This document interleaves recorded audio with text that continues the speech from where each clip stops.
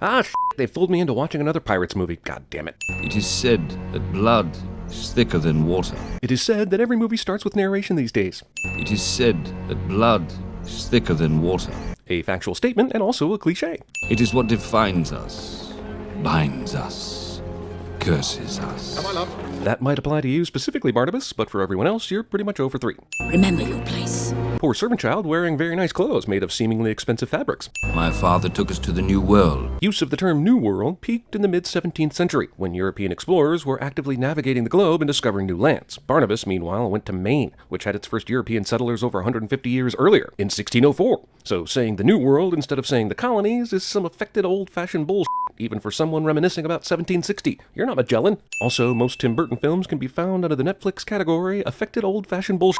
Unnecessary witchy hand gesturing. Did Angelique cast a spell on Mr. and Mrs. Collins that made them go on a walk so she could drop a stone seahorse on them? Or did she just luck the f*** out? Also, how the hell did she time this? She's definitely in some completely different location. There's no way she could know when they would be in just the right spot. It probably would have been easier for her to just cast a spell on them, or hypnotize them to walk off a cliff like she does with Barnabas' girlfriend later. Also, how does crumbling up a seahorse translate to a seahorse sculpture falling off the structure it's mounted on? She also killed the dog, and Barnabas doesn't go full John Wick on this witch's ass, nor do we even discuss it. Convinced my parents' death was no accident, I became obsessed with dark magic.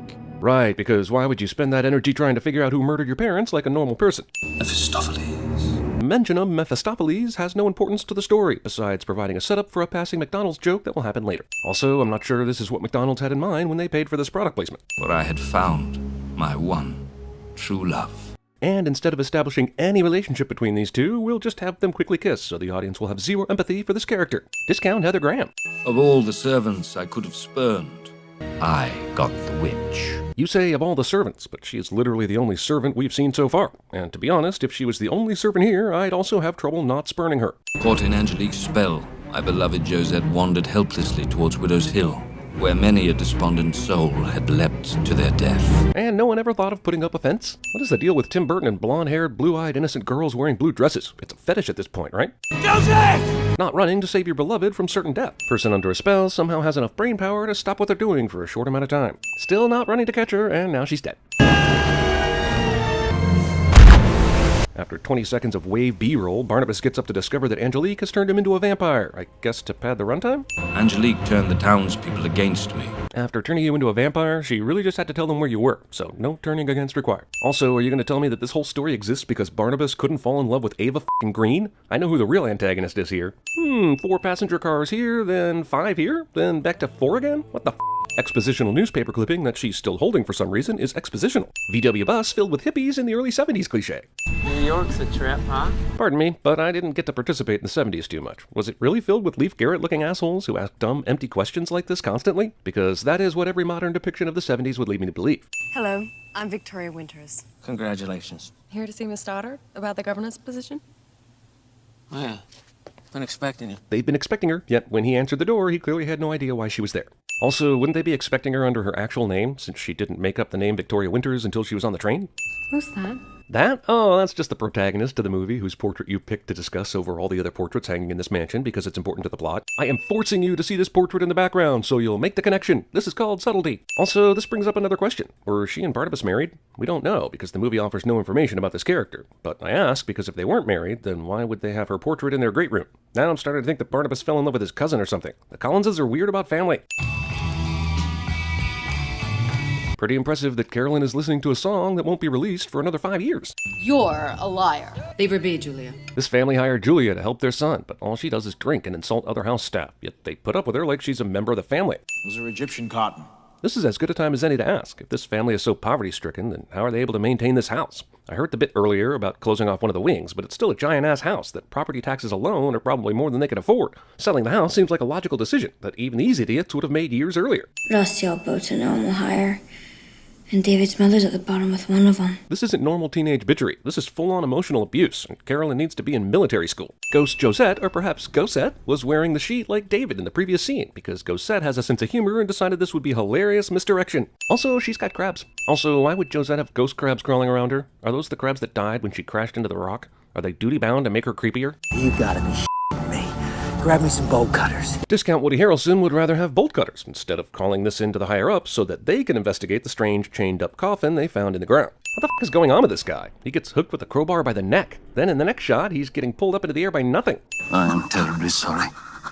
Cannot imagine how thirsty I am. If he really was sorry, then was this necessary? The screenwriter sure thought so, because that moment paved the way for this. Mephistopheles. Which is great, because we were all able to not get a laugh at that joke. Also, the f*** is a McDonald's doing way out here in the middle of the f***ing woods? Barnabas is able to walk through town with blood all over him, and no one notices. I might forgive this if he was walking through New York City in the 1970s, but in rural Maine, people would get suspicious. The Collins family. Do they endure? Yeah. There's 4 of them. Wait a minute, did Barnabas's parents have any other children? Maybe they did, but all we saw in the first scene was the young Barnabas and his 2 parents. This movie could have at least shown a weird cousin, or a brother or something, because right now it seems like the Collins bloodline should end at Barnabas. Are you stoned or something? They tried stoning me, my dear. It did not work. Haha, hilarious misunderstanding. But didn't the townspeople just grab him and bury him alive? Most of the jokes are derived from simply showing the audience things from the 70s and Barnabas grimacing at it. What is known of his death? Nothing. Not that I can think of. Surely the Collinsport townspeople would have made up a story to justify killing Barnabas and wrote it down somewhere. Nice of the family to position their cereal boxes dead center on the dining table for maximum viewing pleasure. My God. A woman doctor. What an age this is. That's racist. I see that you have grown desperate enough to sell off the prized family silverware. How could you tell? These are exact replicas. If they were truly hurting for money, why did they go out of their way to pay someone to make exact replicas of their other silverware? Had this fork been real silver, my hand would have burst into flames upon its slightest touch. Then why was he even trying to touch it in the first place? If it's an exact replica, he'd have no reason to suspect his hand would do anything but that upon touching the fork. Didn't you hear? They found 11 workers dead in the woods off Route 9 this morning. We're supposed to believe that Angelique somehow didn't get this news until this very moment. Very cool of the cops to let the rich lady mill about the horrific crime scene. Did Angie go home and change clothes? That is definitely not what she was wearing in the last scene. What was the wig budget for this movie? $100? We're growing into quite the fetching creature. Angelique! Jesus, does Michelle Pfeiffer live at the top of these stairs? She is never anywhere else when she makes an entrance. He's asleep, I'm afraid. During the day? How odd. Don't be ridiculous, Angie. Naps existed in the 70s. Just ask my dad. How dare you defile my manner with your noxious... I'm telling you guys, this movie would end here for me. Like, this would happen, and the next shot is some sort of Addams Family-style wedding. And Kix the Spider, a character I would have introduced somewhere in the second act, and you'd have no context for, would be playing that violin he was searching for through all that part that got cut out. It's a work in progress based on this movie and cuts out significant details. But the point is, if Ava Green kisses me, the movie's over. That's all.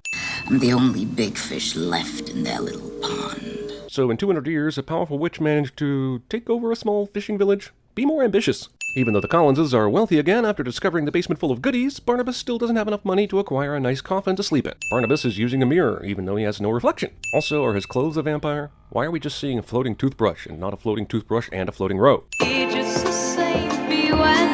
This song was released in 1972, but became a hit in 1973, and this performance was taped in 1973. So unless they have time-traveling television, there's no way they could be watching this.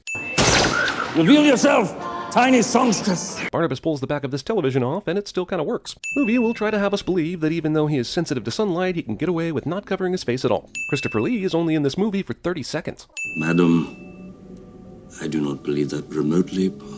Not only is Julia able to hypnotize Barnabas at all, she is able to hypnotize him this quickly. 15 and no husband. Absolute bullshit. The average age women married even in Barnabas's time was in their late teens to early 20s. 15-year-olds getting married pretty much only happen in royal or aristocratic families, so those are the ones people learn about and mistakenly think were common. She has the most fertile birthing hips I have ever laid eyes upon. I don't want to research if that is an okay thing for an 18th century person to say. It just feels weird. I am a picker. I am a grinner. And I am a sinner. This song doesn't come out until a year from now. Jesus, did anyone research any of these songs before tossing them into the movie? Can't wait for Barnabas to sing that early 70s hit, Karma Chameleon. These hippies still exist. This girl doesn't get to have any pot for some reason. The dark shadows of one's soul. Roll credits. Love. Chicks dig love, man. Thanks, Gilly from Game of Thrones. When they were making this film, Tim Burton and Seth Grahame-Smith unequivocally agreed that the original Dark Shadows series was great, but lacked blowjobs. This is their attempt to right that wrong. Actually, I came down looking for David. God knows where he's run up to now. So, the depressed kid whose mother drowned hangs around by the rocks and violent waves. Good to know that no one seems to give a shit. You do still love me, don't you? Angie didn't hear him 200 years ago when he said he didn't love her the first time. Honestly, there's very little sex happening here. It's mostly just destroying her office. Here's a demon tongue, because witches have demon tongues now. Victoria is dreaming about some backstory. I'm not sure what's scarier, Cosette or the baby doll Vicky is playing with. Vicky's parents are concerned about their adolescent daughter having an imaginary friend. Medical professionals take and medicate a little girl for, as far as they know, having an imaginary friend. Help me. Help you what? I'm glad this moment was here, because now we know nothing. And the Collins family have always held the biggest and the most wonderful balls. Ah yes, America loves a good testicle joke. Alice Cooper. It worked out that she was reading a Rolling Stone issue from the end of March, and not the one from the end of August. If she was, Randy Newman might have been the headliner. Having the guy who played the lead character in the original version of the story show up in an unrecognizable cameo cliché. I used to be such a sweet, sweet thing. Man, they not only got Alice Cooper to come here, but he sounds exactly like he does on the record. Sweet. Also, Alice Cooper looks old, like as old as he looks now, and this is 1972. Barnabas hypnotizes David so that he'll leave, and he can bust Roger for being a thief. But the next time we see him, he's hanging outside the window, something he could have done without hypnotizing this kid and telling him to leave. Also, gotta say, this whole sequence is confusing. Roger is Elizabeth's brother, but this plays out like Barnabas is busting Roger for cheating on his wife or something. But Roger's wife, you may remember, drowned. Then immediately after, this happens. Mommy, where's Daddy? He's been gone for so long. Is he ever coming home? Admittedly, I totally forgot they were brother and sister, but that's because this movie sucks. He was a kid. I have no idea. I never saw him before. Dad moves beyond neglectful and greedy into total asshole territory over an hour into the film. Would this movie have lost anything by cutting this character entirely? There's no point to him.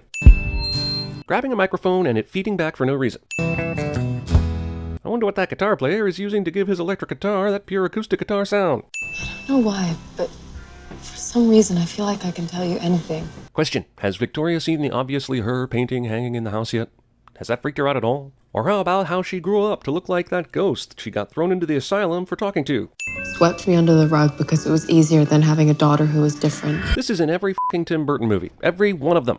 You're not using your blood to make me human. You're using my blood to make yourself immortal. Any wonder why this movie sucks and didn't connect with audiences? There are a lot of disjointed plot points concerning characters we don't give a shit about. It tried to be a full season of soap opera in 2 hours. Julia was using Barnabas's blood to make herself immortal, so when she drains her body and subsequently this bag of blood, he's drinking a lot of his own blood, right? That probably tastes weird. Barnabas wears his sun-protective Michael Jackson outfit in the middle of the night, just in case the sun decides to rise early. Barnabas and the other guy don't cover Julia's face, presumably because her eyes will dramatically open later, and we need to be able to see it.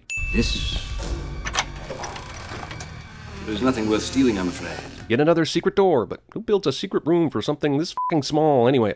I might feel bad about this father leaves his kid scene if the movie devoted even 5 minutes to their characters. Clumsy sadness. Barnabas stands in the sunlight and doesn't move, even though he's on fire. That is a dry-ass bucket, considering he just used it to dump water on Barnabas. I demand that you release me from my curse. You're late. Because as we've learned over the years, whenever there's a meeting, someone's late. Like that fucking matters. Barnabas doesn't use his super speed to escape the situation before he's in chains. Sleeping flame, I summon thee. Just like the Harry Potter witches and wizards, Angelique sometimes has to intone a spell, but other times she can just make things happen with a hand gesture. So I'm still confused with the ways of witches is all. Purplish explosions, because this is a Tim Burton film. Nothing can be the color it actually is. See you in a couple centuries. Before, Angie had him buried in the ground and he got out in about 200 years. But now, to make sure he really stays, she's just going to set him inside a mausoleum where he can be easily found. Ah, Christ, Angie ain't got time for chit-chat. The damn town's burning. It's one fucking building. It would seem that all the townspeople are also vampires with superhuman speed, because they were able to arrive at Collinwood only seconds after the police did. You've been harboring a murderer. She's not wrong, and really all she's done in the past 200 years is make the town prosperous and marginalize a family of total assholes. She's no more villainous than the entire Collins family. Movie gives us no explanation for why after all these years Angie starts literally cracking. The only reason I can come up with is there are only 15 minutes left in the movie and we need to wrap this shit up. Since the movie is just randomly giving Angie all the evil powers they can come up with, they might as well throw in the vomiting from The Exorcist. Angelique! Even though she was clearly outside just before this, Elizabeth makes yet another entrance at the top of the staircase. Just so you know, things that were never alive in the first place just came to life, but can be killed by bullets. I'm a werewolf, okay? Let's not make a big deal of it. Are we entirely sure this isn't just puberty or something? She's still mostly the same as she was before. Also, something that might have been interesting for this movie is thrown away as a joke, pretty much killing the whole reason for making this revelation a surprise. Your perfect Collins pedigree lacked a bit of substance. So, I sent the werewolf who bit Carolyn in her crib. Wait a fucking minute. You mean she's been a werewolf since she was a baby? How the f did Elizabeth not know her own daughter was a werewolf all those years? She would have turned several times before she could be old enough to hide it, right? Instead of having David's mom actually do something to defeat Angie, movie just has her scream, because that's something moms do. Also, gotta admit, David's ghost mom is freaky, but this somehow kills the previously indestructible Angie because ghost power? Chandelier physics? 200 years later and still no one's put up a fence. I'll grow old and die, and you'll live forever. We will find a way, my love. I know the way. You know the way. Just turn her into a vampire already so I can go to bed. Josette. So, did Josette jump into her body? Was she Josette all along? Does she just want to be called Josette? What was the point of Josette's ghost telling Vicky to help her again? The f***? Being a vampire would be tough, but if you have a vampire spouse, you would get the best back scratches. It is said. No one gives a shit. Julie's eyes will open in 3, 2... Also, sequel! Oh, wait.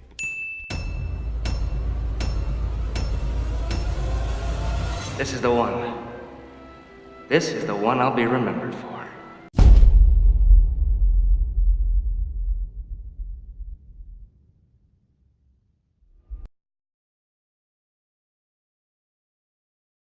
Where were you born? Liverpool. Can you describe it for me? There's a hole in the world like a great black pit, and the vermin of the world inhabit it, and its morals aren't worth what a pig could spit, and it goes by the name of Liverpool. That song's about... it's about aliens. We're the aliens, man. We're the savages. We're not worthy! We're not worthy! I want you to tell all your friends about me. What are you? I'm Batman. Only if you could promise me you'll never die. You know I can't promise that. If you did that, I would make love to you right now. I promise I will never die. Tis a black river. Perhaps it is not too deep. Ready, and 2.